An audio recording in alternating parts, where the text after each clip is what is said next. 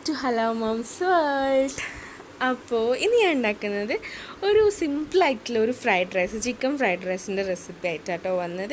അപ്പോൾ നിങ്ങൾ ഇഷ്ടപ്പെട്ട ഫീഡ്ബാക്കൊക്കെ അറിയിക്കാൻ മറക്കരുത്. അപ്പോൾ നമുക്ക് റെസിപ്പിയിലേക്ക് പോയാലോ. അപ്പോൾ അതിന് വേണ്ടിയിട്ട് ഞാനിവിടെ ഒരു സോസ് പാനിൽ ആവശ്യത്തിനുള്ള വെള്ളം വെച്ചിട്ടുണ്ട്. അതിലേക്ക് ഇനി നമ്മൾ ഉപ്പിട്ട് കൊടുക്കുക. ഞാൻ കല്ലുപ്പാട്ടോ ഇവിടെ ചേർത്ത് കൊടുക്കുന്നത്, കല്ലുപ്പ് ചേർത്ത് കൊടുക്കുക. പിന്നെ ഞാനിവിടെ എടുത്തത് വൈറ്റ് സെല്ല റൈസാണ്. അപ്പോൾ അത് അരമണിക്കൂർ കുതിർത്തി വെച്ചിട്ട് വെള്ളമൊക്കെ ഒന്ന് ഡ്രെയിൻ ചെയ്തിട്ട് എടുത്തതാണ്. അപ്പോൾ നമ്മൾ വെള്ളമൊക്കെ ഇവിടെ തിളച്ചിട്ട് വരുന്നുണ്ട്. അപ്പോൾ അതിലേക്ക് നമുക്ക് അരി ഇട്ട് കൊടുക്കാം. എന്നിട്ട് നന്നായിട്ടൊന്ന് ഇളക്കി കൊടുക്കുക കേട്ടോ. അതിലേക്ക് ഇതുപോലൊരു കപ്പിൽ കപ്പോളം നമ്മൾ ഓയിൽ ചേർത്തിട്ട് വീണ്ടും നന്നായിട്ടൊന്ന് ഇളക്കി കൊടുക്കുക. അതൊന്ന് കുക്കായിട്ട് വരട്ടെ. ഏകദേശം ഒരു 95% കുക്കായിട്ട് എടുത്താൽ കിട്ടിയാൽ മതി കേട്ടോ. അപ്പോൾ ഇത് ഇങ്ങനെ നന്നായിട്ട് ഇളക്കി കൊടുക്കുക. എന്നാലും അടിയിലൊക്കെ ഉള്ള റൈസൊക്കെ നന്നായിട്ട് കുക്കായിട്ട് വരുള്ളൂ. അപ്പോൾ ഇനി നമ്മൾ അരിയെല്ലാം നന്നായിട്ട് വെന്ത് കഴിഞ്ഞിട്ടുണ്ടെങ്കിൽ ഇതൊരു സ്റ്റെയിനറിലേക്ക് മാറ്റി കൊടുക്കുക. ഇനിയിപ്പോൾ നമ്മളിത് സ്റ്റെയിനറിലേക്ക് മാറ്റി കൊടുക്കാനുള്ള സമയമായിട്ടുണ്ട്. അപ്പോൾ ഒരു സ്റ്റെയിനറിലേക്ക് മാറ്റിയിട്ട് നമ്മൾ അതിലെ വെള്ളമെല്ലാം നന്നായിട്ട് ഒന്ന് ഊറ്റിയിട്ടെടുക്കണം. എന്നിട്ട് ചോറ് നന്നായിട്ട് ചൂടാറിയിട്ട് കിട്ടണം. അതിന് ശേഷം ഇപ്പോൾ നമ്മൾ ചോറൊക്കെ നന്നായിട്ട് ചൂടാറിയിട്ടുണ്ട്. ഇതിനൊരു 2 മണിക്കൂറെങ്കിലും നമ്മൾ ഫ്രിഡ്ജിൽ വെക്കുക. അതെല്ലാം നൈറ്റ് ആക്കിയിട്ട് നമ്മൾ വെക്കുകയാണെങ്കിൽ രാവിലത്തേക്ക് നന്നായിട്ട് കിട്ടും. ഫ്രൈഡ് റൈസ് ഉണ്ടാക്കുമ്പോൾ എപ്പോഴും നല്ല ചൂടുള്ള തണുത്ത ചോറിൽ ഉണ്ടാക്കുന്നതാണ് നല്ലത്. അപ്പം ഇനി നമുക്ക് ചോറിൻ്റെ ബാക്കി പരിപാടികളൊക്കെ നോക്കാം. അപ്പോൾ ഞാനൊരു സോസ് പാൻ ഇതുപോലെ വെച്ചിട്ട് അതിലേക്ക് 1 കപ്പ് ഓയിൽ ചേർത്ത് കൊടുക്കുന്നുണ്ട്. പിന്നെ ഒരു ക്യാരറ്റ്, പിന്നെ 2-3 ബീൻസ്, ഒരു കഷ്ണം ക്യാപ്സിക്കം, പിന്നെ കുറച്ച് വെളുത്തുള്ളി. ഇത്രയാണ് ഞാൻ വെജിറ്റബിളായിട്ട് എടുത്തിട്ടുള്ളത്. അതിനി ഈ ഓയിലിലേക്കൊന്ന് ചേർത്തിട്ട് നന്നായിട്ടൊന്ന് സോട്ട് ചെയ്ത് കൊടുക്കാം.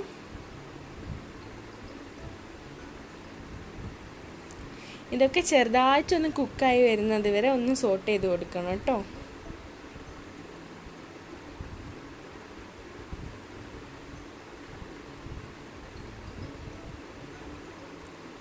ഇപ്പോൾ ഏകദേശം നമ്മൾ ഇതൊക്കെ കുക്കായി വന്നിട്ടുണ്ട്. അതിലേക്ക് നമ്മൾ ഈ ഒരു അടപ്പിന് സോയാ സോസ്, ആ ഒരു അടപ്പിന് നമ്മൾ വിനീഗർ, പിന്നെ ഒരടപ്പ് ടൊമാറ്റോ സോസ്, ഇത്രയാണ് ചേർത്ത് കൊടുക്കുന്ന സോസുകളായിട്ട്.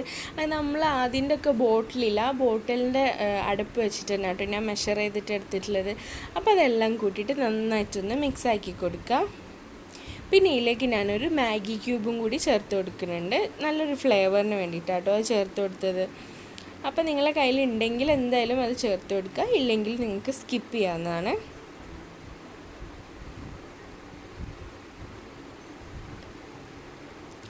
പിന്നെ ഇനി ഇതിലേക്ക് ഞാൻ ചേർത്ത് കൊടുക്കാൻ പോകുന്നത് 2 മുട്ട കേട്ടോ. 2 മുട്ട ഉപ്പിട്ടിട്ട് ഒന്ന് കലക്കിയെടുത്തതാണ്. അപ്പോൾ നമ്മളെ വെജിറ്റബിളൊക്കെ ഒരു സൈഡിലേക്ക് ഞാൻ മാറ്റി വെച്ചിട്ട് ആ ബാക്കിയുള്ള സൈഡിലാണ് ഈ മുട്ട ഒന്ന് ഫ്രൈ ആക്കി എടുക്കുന്നത്. അപ്പോൾ മുട്ട എല്ലാം കൂടി നന്നായിട്ട് ചിക്കി എടുക്കണം.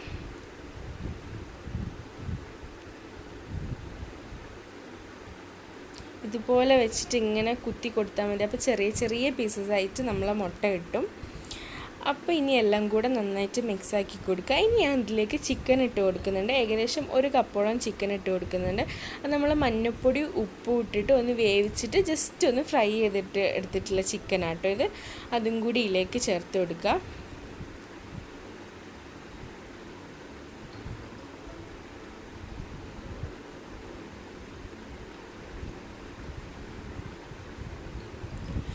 വെജിറ്റബിൾസിൽ നമ്മൾ ഉപ്പ് ചേർക്കണമെന്നില്ല കേട്ടോ. കാരണം ഞാൻ മാഗീൻ്റെ ക്യൂബും പിന്നെ സോയാ സോസും ചേർത്ത് കൊടുത്തിട്ടുണ്ടായിരുന്നു. അപ്പോൾ അതിൽ 2ലും ഉപ്പുണ്ട്. അതുകൊണ്ട് ഞാൻ ഉപ്പ് അധികം ചേർത്ത് കൊടുത്തിട്ടില്ല. പിന്നെ 1 ടേബിൾ സ്പൂൺ നമ്മുടെ കുരുമുളകിൻ്റെ പൊടിയും കൂടി, പെപ്പർ പൗഡറും കൂടി ചേർത്ത് കൊടുത്തിട്ടുണ്ട്. എന്നിട്ട് എല്ലാം കൂടെ നന്നായിട്ടൊന്ന് മിക്സ് ആക്കിയിട്ട് എടുക്കാം. അപ്പോഴത്തേക്കും നമ്മളെ ചോറെല്ലാം ഫ്രിഡ്ജിൽ വെച്ച് നന്നായിട്ട് തണുത്ത് കിട്ടിയിട്ടുണ്ടായിരുന്നു. അങ്ങനെ കുറേശ്ശെ ചോറും കൂടി ഇട്ടിട്ട് ഒന്ന് മിക്സാക്കി കൊടുക്കുക.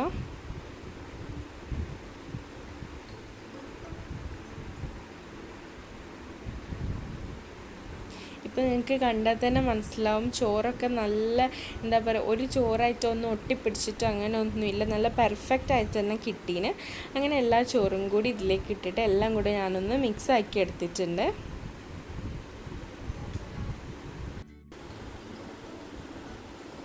ഇപ്പോൾ അതാ ചോറൊക്കെ നന്നായിട്ട് മിക്സാക്കി വെച്ചിട്ടുണ്ട്. എല്ലാം ഇതിൻ്റെ കൂടെ നന്നായിട്ട് യോജിച്ച് വന്നിട്ടുണ്ട്. ഇനി ഞാനിതിലേക്ക് ഒരു കപ്പ് കൂടെ നമ്മൾ ആ ബോട്ടിലിൻ്റെ ഒരു കപ്പ് മൂടി വെച്ചിട്ട് ഒരു കപ്പ് കൂടെ വിനീഗറും കൂടി ചേർത്ത് കൊടുക്കുകയാണ്. എന്നിട്ട് എല്ലാം കൂടെ നന്നായിട്ടൊന്ന് മിക്സാക്കി കൊടുക്കുക.